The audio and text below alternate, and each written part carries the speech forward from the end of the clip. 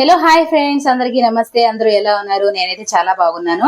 ఈ రోజు వచ్చేసి తెలుగు వాళ్ళకి ఎంతో ఇష్టమైన గోంగూర పచ్చడిని ఎలా తయారు చేసుకోవాలో నేనైతే ఈ వీడియోలో చూపించబోతున్నానండి. ఇంకా లేట్ ఎందుకు, వీడియోని స్టార్ట్ చేసేద్దామా. నేను ఇక్కడ ఒక కట్ట వరకు గోంగూరను తీసుకున్నానండి. ముందుగా స్టవ్ ఆన్ చేసి కడాయి పెట్టుకోవాలి. కడాయిలో 2 టేబుల్ స్పూన్ ఆయిల్ వేసుకొని, ఆయిల్ అనేది హీట్ అయ్యాక కారానికి సరిపడా ఎండుమిరపకాయలు వేసుకొని దోరగా ఫ్రై చేసుకోవాలి. ఇలా దోరగా వేగాక ప్లేట్ లోకి తీసుకోవాలి.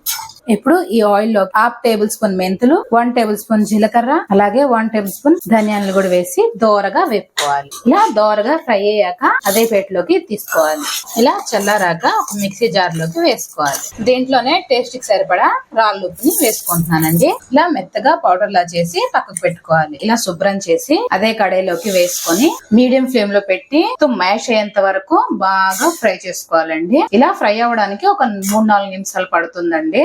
ఇలా ఆకు అనేది చాలా తొందరగా మ్యాష్ అయిపోతుందండి. ఇలా మెత్తగా పేస్ట్ అయ్యాక ముందుగా మనం గ్రైండ్ చేసి పెట్టుకున్న పొడిని వేసుకోవాలి. కలిసేలాగా కలిపి ఒక 2-3 నిమిషాలు బాగా వేగనివ్వాలి. ఇలా ఫ్రై అయ్యాక ఈ కుండని పక్కకు పెట్టి పోప్ జార్ తీసుకోవాలి. ఇలా పోప్ జార్ లోకి ఒక 4-5 టేబుల్ స్పూన్ల ఆయిల్ వేసుకోవాలండి. కొద్దిగా ఎక్కువగానే ఆయిల్ వేసుకోవాలండి, ఎందుకంటే నిలువుగా ఉంచుకుంటాం కాబట్టి. ఒక 2-3 దాకా ఎండుమిరపకాయల్ని, అలాగే ఆవాలు, పచ్చిశనగపప్పు, అలాగే మినుములు వేసి బాగా వేగనివ్వాలండి. ఇలా లైట్ గా వేగాక తెల్లుల్లి రెమ్మల్ని వేసుకోవాలి. 4-5 రెమ్మల కరివేపాకును కూడా వేసుకోవాలి.